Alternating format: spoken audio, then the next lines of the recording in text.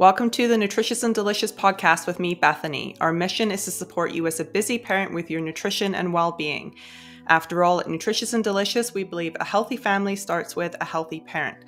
So I'm super excited. I have Cora with me here today. She is actually a pelvic health and orthopedic physiotherapist who's been working in the industry for over 10 years. In 2013, she graduated from McMaster University and now owns a clinic in the heart of Calgary, which is our hometown. It's actually called, I'm going to get you to say it, Cora. Lumira Pelvic Health and Wellness. Wonderful. Okay. And she actually works with clients of all ages and genders and maintains a special focus on pain management, pregnancy, postpartum care, and concussion therapy, and actually also works with helping people with running related injuries. So welcome, Cora. Thank you. It's so nice to be here.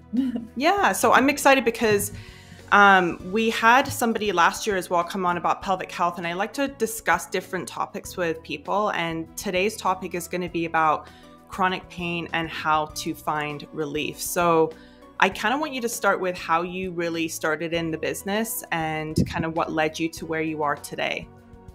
Sure. Yeah. So originally I had planned to go to medical school, was on track for that. One of my professors pulled me aside one day and said, "You'd actually make a very good physiotherapist." So I said, "Okay." And then I looked into that track and fell in love with the material, fell in love with the program, and absolutely loved the sports medicine side of physiotherapy, the orthopedic side of physiotherapy. And oddly enough, my uncle sustained a pretty serious injury to his arm around the time that I was making this transition. And I was a student in kinesiology at the time, and I was just doing, sports injuries, basic things before getting into physiotherapy. Mm-hmm. And just watching him rehab his arm and getting his arm back to where he needed to be, the smile on his face was unparalleled. So I said to myself, okay, I have to be that smile on someone's face one day. It's wonderful. I love that. Yeah. So kind of let us know sort of what you're seeing on a regular basis right now in terms of clientele, and have you also, this is what I'm asking a lot of people lately, is like, have you noticed a difference between sort of the last few years and having gone through the pandemic? What are you sort of seeing with patients that are coming through the door? Yeah, so I would say that especially in the last few years, since 2020, previously it was, I'm going to do pelvic floor physiotherapy because my doctor told me to. Okay. Now I'm seeing much more of a shift towards personalized healthcare. So people are looking for alternatives to the mainstream. Mainly because during the pandemic, there was a lot of restrictions on what services people could access mainstream. Okay. So for example, it was very difficult to get in to see your gynecologist for pelvic pain. It was very difficult to get in to see your doctor for back pain. So physiotherapists were being were being considered as essential workers so that we could keep people from having to go into the hospitals. We could help people maintain a good quality of life during lockdowns and during the pandemic. Right. So I definitely saw more of a shift towards the personalized healthcare.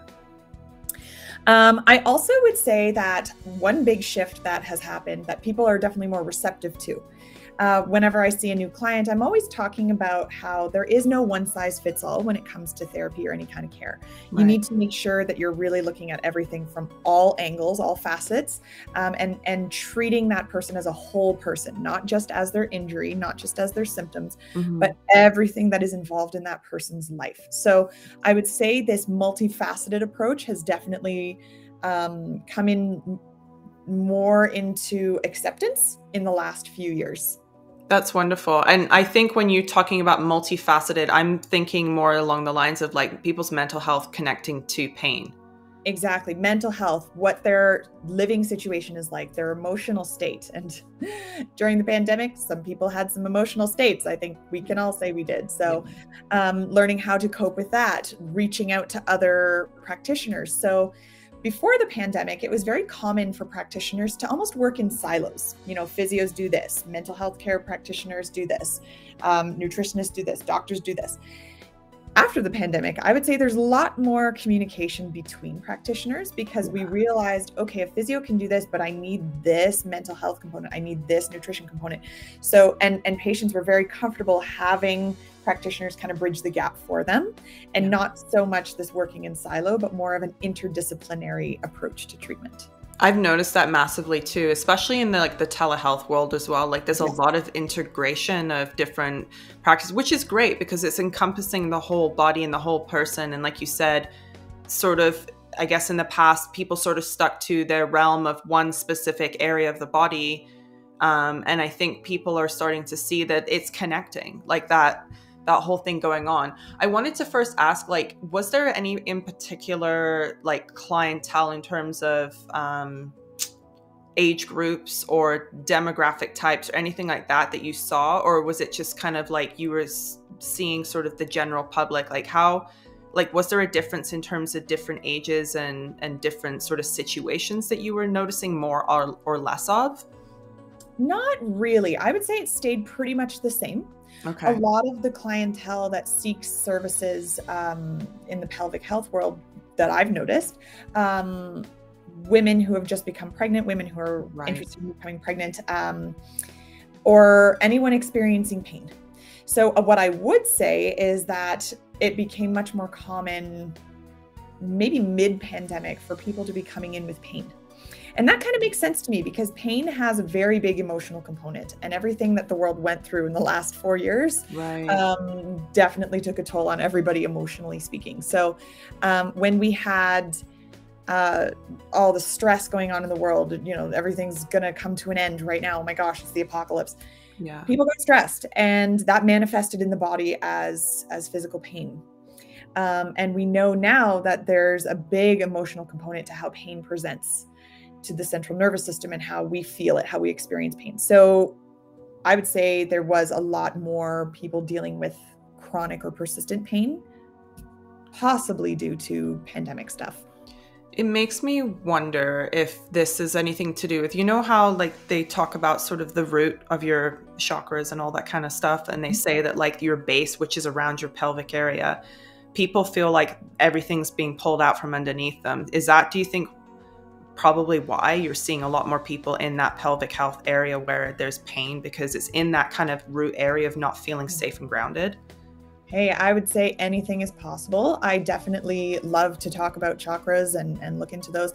Doesn't surprise me. We've been uprooted. It feels like Earth has just kind of been shaken at the core, and we're going to feel that. We feel less grounded. We feel less rooted. We feel less secure, less solid. And we're being asked to trust and to find peace in the uncertainty, to quote Deepak Chopra. And it's a tall order, and people are having emotional responses as a result. When you're seeing somebody in terms of like the pain, are you kind of doing an assessment now based off like, well, did you have this pain before? Did you, I would think that you would probably come from a place of like, have you had any physical injuries? Have you had a car accident? Have you given birth? Like, is there any kind of physical way that you're having pain? Like, what were you kind of noticing? Was it more, like you said, psychological that was sort of affecting them in that area? Even before the pandemic, every time I assess someone for pain, I always ask, what was going on in your life at the time that the pain started? And 99, actually, no, I'm going to say 100% of my clients who are dealing with pain have a moment where they're like, oh, you know, I just moved across the country. Well, that's pretty stressful. Or, oh, you know, I went through a divorce. Or, oh, I just had a baby. Or, oh, I just celebrated my 50th birthday and I was very nervous about that. Everybody has that as kind of a trigger or just the final straw to the physical component that was causing the pain as well. That's the thing about pain. It's never just physical.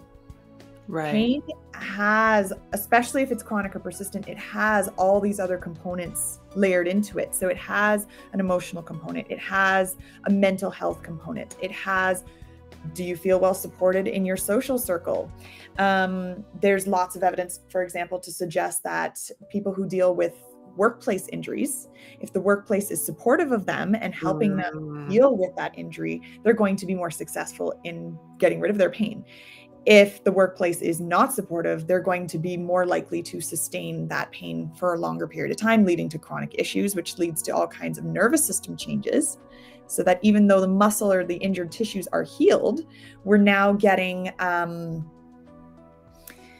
of the nervous system having memorized the pain.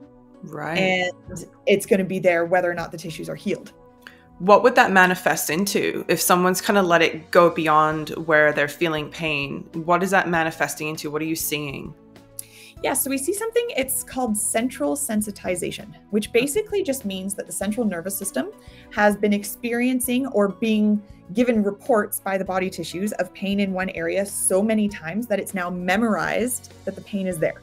Yeah. And when it's memorized that the pain is there, it now just makes that an automatic thing. So kind of like walking, you don't really have to think about it anymore because it's automatic.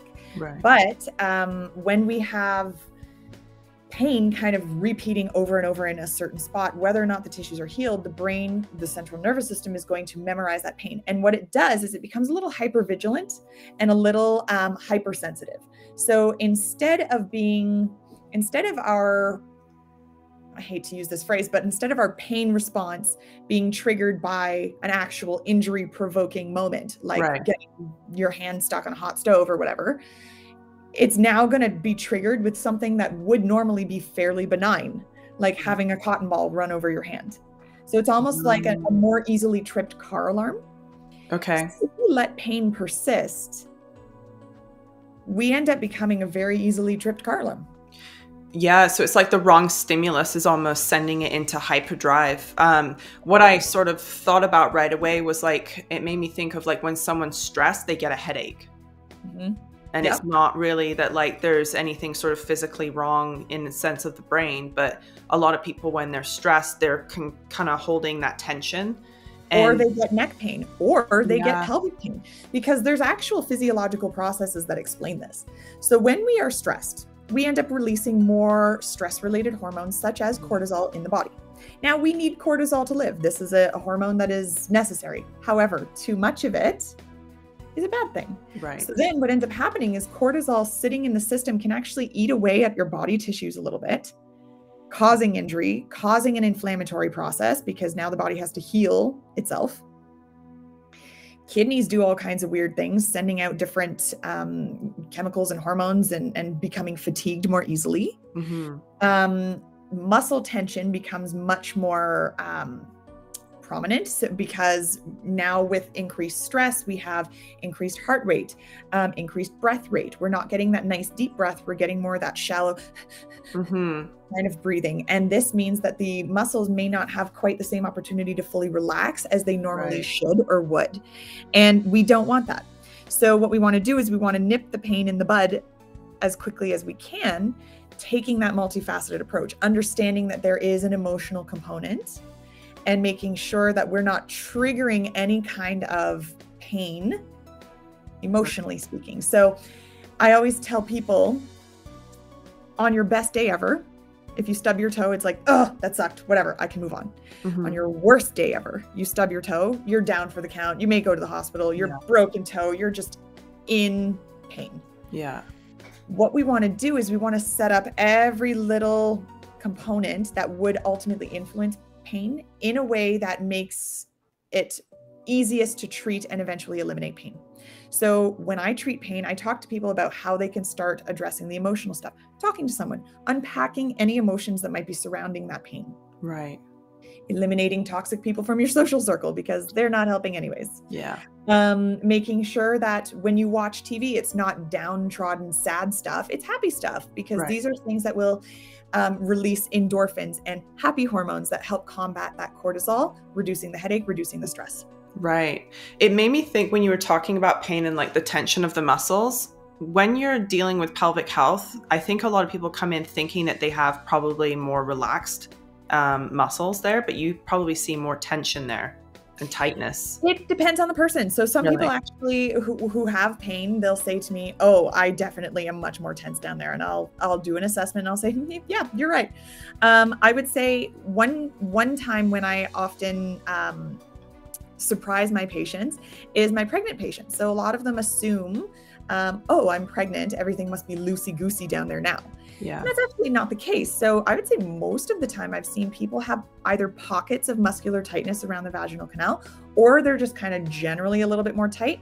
And that has there's a lot of reasons for that too. Changes in hormones during pregnancy, the stress of, ooh, I have a person coming. It's a big responsibility. Or changes in posture, changes in center of gravity, how we're carrying our bodies, how we're using our bodies.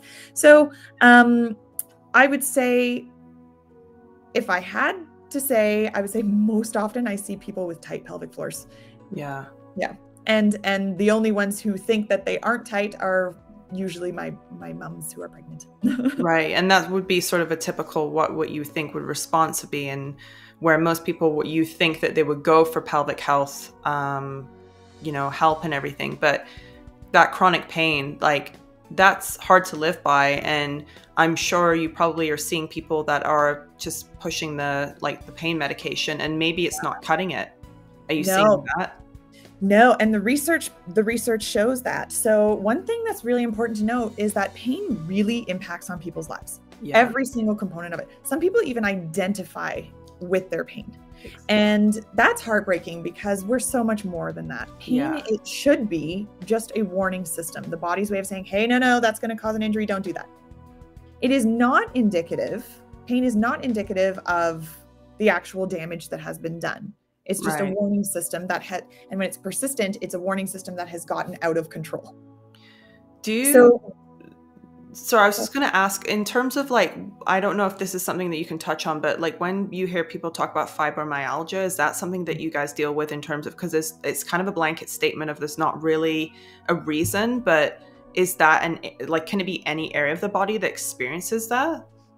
From what I recall, I believe there's 11 specific joints that need to be sore or tender in order to be diagnosed with fibromyalgia. I believe fibromyalgia is a diagnosis of exclusion. So we have to rule everything else out before we can say you have fibromyalgia.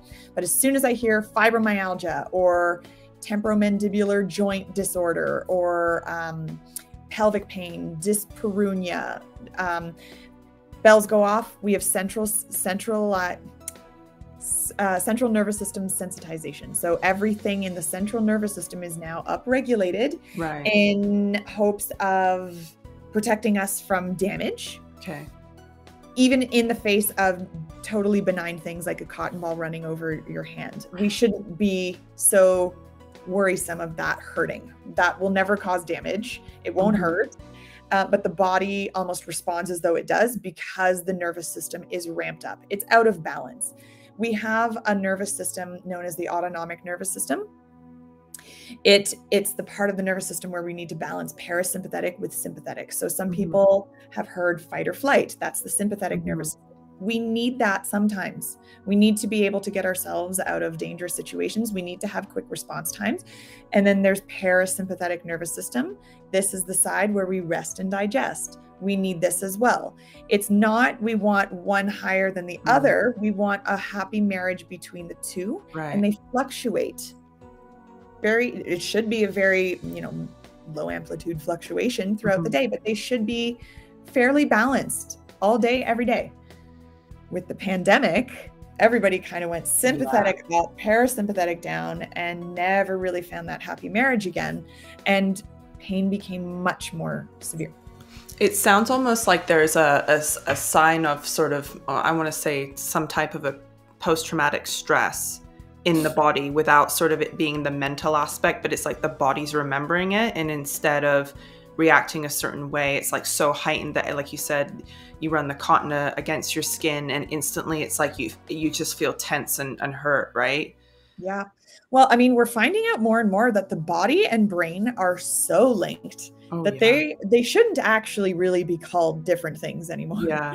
I believe they're starting to call it, the body mind, because the mind talks to the body talks to the mind all the time. Yeah. All the time, all day, every day, all the time talking. We need to make sure that these two structures are in perfect coherence. They're moving synergistically. They're existing cooperatively, not one over the other. We're more than just muscles and bones. We're we're a mind, we're emotions, we're a soul. You know, Yeah. you want to make sure you're treating all parts of that. And previously, with just doing medications and surgery, we were just looking at the muscles and bones and the physical aspect of things, and pain wasn't going away. In fact, we were creating addictions to these drugs. We were creating unnecessary surgeries, unnecessary scar tissue, and people who are just almost broken down by the pain that they experience because we just keep compounding the scar tissue that's in the system.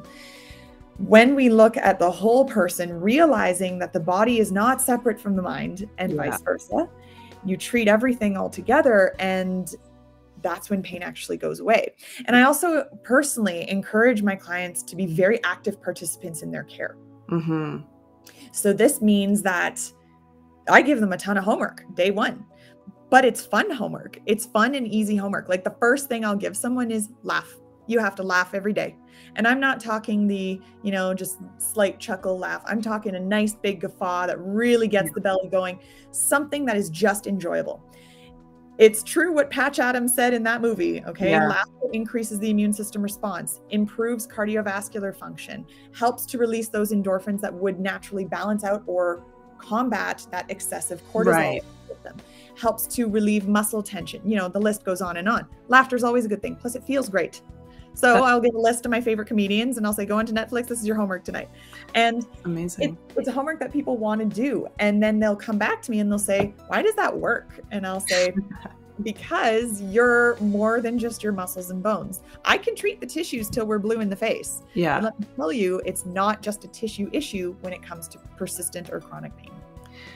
It's definitely, I agree. And I definitely understand with the whole brain, like going to the gut. So that's something that I deal with on a regular basis, is people that have a lot of gut issues, intolerances, and not being able to absorb food properly. It usually has to do with the brain connection as well. So I understand that. I would ask, like, that's a great place to start, but I would ask kind of like, what would you say to your clients kind of going forward? That's a great place to start, is like the laughter, because it's like the opposite reverse of what they're trying to do, really. Yeah. So what would you be kind of giving us solutions to clients who are struggling with chronic pain? And you said kind of removing away from just sort of it being the tissue and the bones all the time. Oh, absolutely. So the homework I give everybody, basically, if anyone has been dealing with pain for more than 3 months, it's no longer an acute issue. Okay. Because there is acute pain. Acute pain is, I stubbed my toe. Now my toe is sore. Okay. The pain goes away a couple of weeks or whatever, tops. Or an ankle sprain or a broken wrist or whatever. Okay. That is primarily a tissue issue. We treat that. Everything's good. Pain goes away. When it's 3 months or more, we are now dealing with a nervous system that is starting to memorize where the pain is, when it's triggered, and now starting to assume that pain is going to be triggered by everything, even benign things. So I give laughter as my first piece of homework. Laugh every single day. I think children spend so much time laughing. They laugh in bursts of 40, like upwards of 45 times a day. Those big laughs. Yeah. Adults, the average is 9. That's terrible. We need to improve that. So laugh every single day. Second thing I always give people is something called the gratitude journal. Oh, so the gratitude journal is super simple. You do not have to have writing skills, and you don't actually need to have a journal. Just some sort of piece of paper and a writing implement is more than sufficient. And what you want to do is write down every day 3 things for which you are thankful. 3 things that you are actually thankful for. So, and it can be big or small. So for example, someone might write down, oh, I'm so glad my coffee was perfect this morning at Starbucks, or I'm so glad my socks match, or I'm so glad my children are happy. Whatever you actually in that moment feel grateful for. And the reason for this is when someone is dealing with persistent pain, the brain can do one of 2 things. One, it tends to think about the past being all, mopey and lamenty, thinking, oh, I remember when I didn't have pain. I'm so depressed. And then we become depressed because we're living in the past. Right. Or it will go into the future and think, oh my God, is this my life now? I have pain forever. This is my existence now. This sucks. This is terrible. And now we have anxiety. Right. Neither of those are conducive to healing pain. Right. So it turns out when we actually feel gratitude, we can not only calm down the hormonal imbalance that accompanies persistent pain, but we actually help to bring ourselves into the present moment. Also, the action of writing forces you into the present moment. You cannot write something coherently and not mess up if you're thinking about the past or the future. So actually writing something down, even if it's just for a minute, it's enough to stop the back or forward movement and bring you back into the present moment. So I love the gratitude journal, and my clients have great feedback about that as well. The third thing I recommend is meditation. Now, meditation comes in a million different forms. It does not have to be your traditional sitting cross-legged on the floor. You do not have to chant if you do not want to. I always tell people meditation is anytime you're really in the zone. If you feel you're in the zone. Maybe for that person, it's going for a walk. Maybe for another person, it's doing something with their hands, crafting, or playing a game with their children. Whenever they feel like they're in the present moment, that's fun. Okay. Maybe it's just sitting still for 5 long, deep breaths and just thinking and trying to feel your hands. That's it. Just you can look at them, whatnot, anything, just to feel your hands, or doing cognitive behavioral therapy tricks like name 5 things you can see right now, name 5 things you can smell right now. These are things that can help bring you into the present moment, bring you into the zone, and just calm you down, even for just a moment. Any interruption into the process of living in the past or living in the future will help calm that pain down. And then the last thing I usually give on day 1 as homework is be careful what you consume. Okay, so by this I mean it's not just what you eat. Obviously, food plays a huge role. I would send someone to you for that to give more appropriate coaching on that. But when I say consume, I mean what you let into your brain and body. This includes not spending time with people who I call energy vampires, the ones who want to complain and rant. They don't actually want your advice, but they do want your advice, but they really just want to complain and rant. Again and again and again. These people just drain you. You know you're dealing with an energy vampire if you've left someone's presence and you're just like, oh my God. Or I'll say, make sure you don't watch sad things. Honestly, you don't have to watch the news. You can still get your news without sitting there for an hour being inundated by fear and anxiety. You can make sure that you're not listening to sad and depressing songs. Listen to happy podcasts. Listen to things that are uplifting, that make you feel good. Spend time with people who, when you have a conversation with them, you feel like uplifted. I've had some dear friends in my life who, when I've had a conversation with them afterwards, I'm just jazzed up. I'm all, this is exciting. This was great. I feel better than I did before I saw that person. So this is what we need to be doing when it comes to addressing all the aspects of our lives that may be contributing to pain. So be careful what you consume. It sounds like a lot of it has to do with like the energy that you're putting in and like putting in and putting out, basically. So it sounds like a lot of it is, like, I know with everything that was going on during the pandemic, a lot of people were taking on the negative around them, right? And it was, I think, because it was such a mass scale. I think a lot of it was, even if you weren't listening to it, you were hearing it in conversation, even if it wasn't like your family, it was strangers. And I think that's what I noticed for myself included, is like, it's like a heaviness that was kind of going around with you, like a backpack, and you're like, whose is this? Like, get it off me. Like, and that's what I remember feeling. And there was kind of like that lightness, felt like it was fading. And I never, like, for myself, even watched the news. So I knew it was happening a lot around me.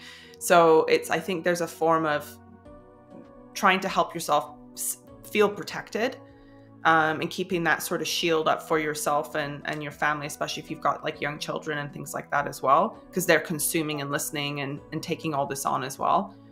Definitely people you hang around with. I think that's where I think a lot of people sort of, I think throughout the last couple of years have probably realized who they're surrounding themselves with. And because you're with those people more often, they can either be uplifting or super draining. And I think that's where I could imagine a lot of people are feeling that chronic fatigue and chronic pain, because they're now sort of surrounded by that more and more, and they don't have that reprieve. Even like I think the lack of exercise is the physicality too, is like you're not being able to exercise as much, moving the body and even just moving the energy in the body, right?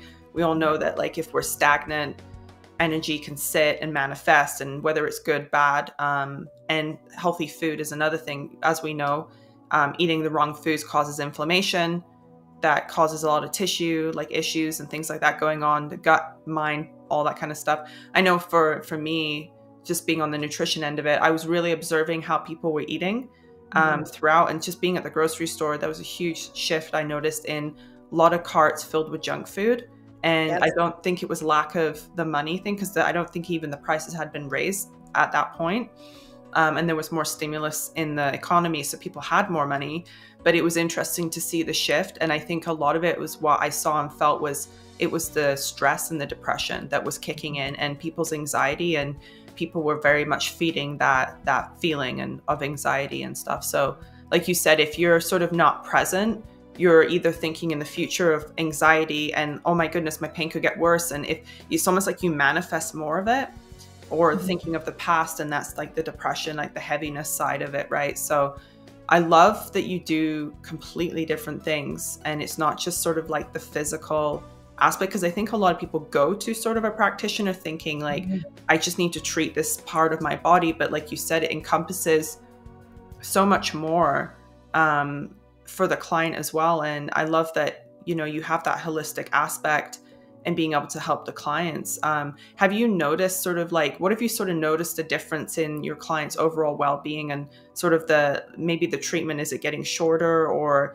is there a different kind of response that you're getting now from people? Yeah, well, you know what? People feel empowered. Good. Oftentimes when I'm seeing someone for persistent pain, they will have seen everybody already. They will have seen their doctor 1,000 times. They will have seen another physiotherapist. They will have seen a chiro. They will have seen everybody. So then I sit across from them and I say, okay, well, you've had your tissues worked on. Yeah. We got to shake things up. We got to do something different. And I will still do the tissue work, because there's a lot of value in massaging out a muscle, teaching the brain, hey, this muscle doesn't have to hurt. Right. So I take care of the tissue part. But there's a whole homework component. There's a whole amount of time, a significant amount of time where that client is not in my office, right, where they can do some incredibly positive things for themselves. And one thing I do notice very quickly is, for them, pain either becomes less severe when it does show up, it doesn't last as long when it does show up, or it doesn't show up as often. Interesting. And they'll say to me, oh, why do I feel better already? Like, this is great. And I'll say, it's because you're taking care of all parts of you. You're not just looking after the tissues. I've got the tissues. You've also treated the tissues ad nauseum before. Yeah. You're now taking care of the stuff that would continue to stoke the fire when we're trying to put the fire out. Right. That makes a lot of sense. And people feel empowered. They feel like, okay, when I have a flare up, it's not the end of the world, because I have these tools and I use these tools and it helps. It's very easy when pain flares up for us to recoil and say, oh, no, I have to go back to all the old ways because it hurts so much. When they have the tools and they've seen the success, and I've told you, laughter, meditation, gratitude journal, simple tools that you wouldn't think do anything, make a huge difference. And now that person feels like they can actually get above this, get on top of it, and take care of themselves.